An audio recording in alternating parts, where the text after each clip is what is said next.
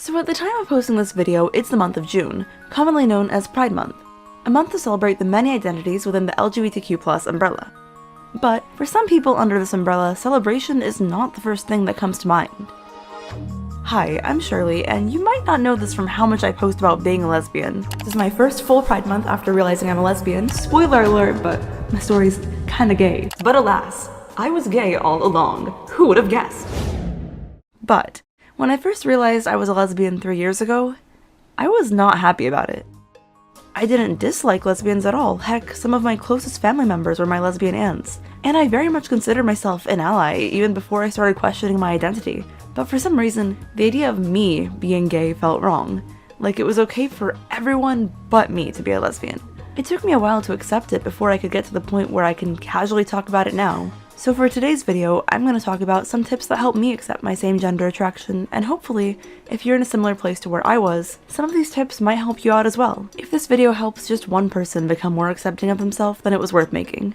This is mainly going to be from my perspective as a lesbian with things that help me, but even though this is mostly from a sapphic perspective, I imagine some of this might still apply to other identities as well as like the MLM side of things. So, let's get into the video.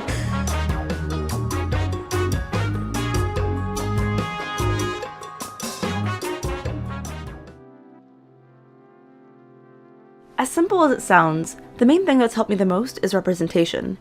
It can be very easy to get caught up in all the stereotypes you've seen all your life. I used to have images in my head of what it meant to be a lesbian, whatever that means. Images that, while not necessarily negative, they didn't feel like me. As a result, I found I didn't want to be a lesbian because to me, quote-unquote, being a lesbian meant being all these stereotypes that I didn't identify with. But to quote book 2 of Sean and McGuire's Wayward Children series, quote, "There were 100, 1,000, a million different ways to be a girl, and all of them were valid," end quote. In the same sense, there are 100, 1,000, a million different ways to be a lesbian, or any LGBTQ+ identity, and all of them are valid. And seeing just a few of the infinite ways you can be yourself is very eye-opening, and helped me a ton when coming to terms with my own identity. Seeing shows, books, and comics with sapphic characters, as well as LGBTQ+ content creators here on YouTube, really helped me feel more comfortable with myself.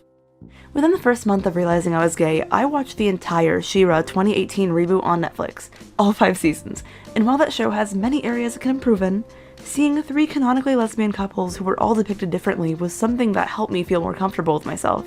Because there were so many lesbians all lesbianing in their own way, I didn't feel like I had to be just one thing in order to be a lesbian, and it's great seeing characters who are comfortable in their own identity and unapologetic of who they are.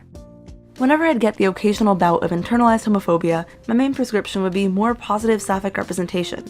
I'd also kind of prepare my representation ahead of time, because sometimes, like, when you're having a bad day, sometimes you don't instantly know what to look up. So I'd kind of just collect on my Pinterest, like, cute art of ships that I liked and things that make me happy. That way when I want to see positive representation of fictional characters I like, I can just click and I don't have to do the work of, like, remembering. Seeing other people who are proud of who they are is honestly inspiring, and kind of helped me be more comfortable with myself. People being happy in their own skin can sometimes be contagious, in a way. There are a lot of great media out there with positive representation. If you literally search up on YouTube or any social media website for recommendations, you're bound to find something you'll enjoy. And I invite you in the comments to leave some recommendations if you have any. One of the biggest things I had to accept in order to be more comfortable with myself was that the expectations I've had all my life might not exactly come true in the way I'd imagined, but that it wasn't necessarily a bad thing. As someone who grew up on Disney princess movies, from a young age I very much wanted to have a happily ever after someday, and part of that picture included a husband, and a talking animal sidekick, of course. It felt like the life I not only was supposed to have, but also the life I genuinely wanted. So one of the hardest things for me to accept at first was that if I will be in a relationship, I can still be happy without it being the traditional relationship I expected myself to be in someday. And the main thing that helped me realize this was finding positive, real-life representation. Again, with the representation, I know, but it helped a lot. There are a lot of influencers, real people out there who are older than me and are sharing their experiences, and it helps me see what my life could look like someday. It's kind of reassuring seeing other people with this shared identity happily living their lives, and it inspires me a ton. It's also reassuring because it shows me that it's very possible to have a family like theirs someday and to be as happy as them.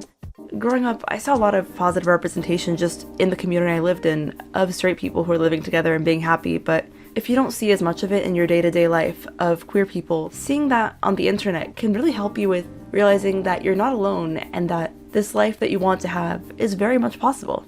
Obviously, all these people are just living their lives and aren't a blueprint for me or anything, but it's nice to see families out there that look like what mine might look like someday. It helps me realize that while my childhood expectations might not be exactly what my life will look like, that I can still have a very happy life and be happy as I am. For me, coming out of the closet played a big role in accepting who I am, but it very much depends on the situation from person to person. Please excuse the PSA, but if you don't feel safe or ready to come out, it's important to trust that gut feeling, because your safety comes first. You are just as valid regardless of whether or not you're open about your identity. Make sure to look out for yourself first. I'm very privileged and grateful to have grown up in an accepting community, with parents and friends who would treat me the same regardless of my identity. So when I did feel ready to start coming out to people, I knew it would be safe for me to do so, even though I was definitely very nervous. What I found is obviously, external validation shouldn't be your main source of internal validation, but being around other people who affirm my identity, especially on days where I struggled a bit with internalized homophobia, was a big help. Things like my mom teasing me about girls instead of guys for a change, my friends sending me memes and joking with me about being gay. While they seem like small changes on the surface, help me realize that if other people can accept me, that I should be able to as well.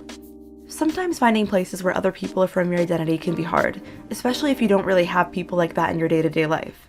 Luckily, there are a lot of virtual spaces and online communities for that nowadays, assuming you're being safe about it. Internet safety, my dudes. Be safe on the internet.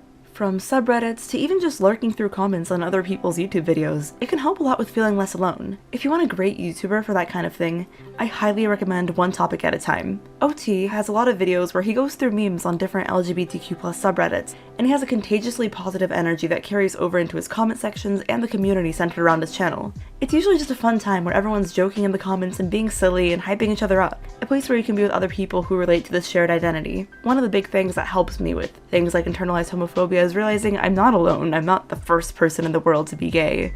This is normal. It's not as common as being straight, but it's still normal and it's still natural and it's okay. And being around other people who are comfortable in their identity really helps you with that. I wanted to make this video because when I first realized I was gay, I was disappointed. I don't think my past self would have believed me if I were to go back 3 years and tell her that I'm now happy with who I am, to the point where I'm casually making YouTube videos where I talk about being gay. So I wanted to say that if you are where I used to be, please know it gets better. Even on days where it doesn't feel like it, it gets better, I promise. It's been a few years, and while I still get nervous coming out to people, I don't feel disgusted by who I am anymore, because it's who I am. There's nothing wrong with being LGBTQ+, and with time, my brain eventually caught on to that when thinking about myself as well.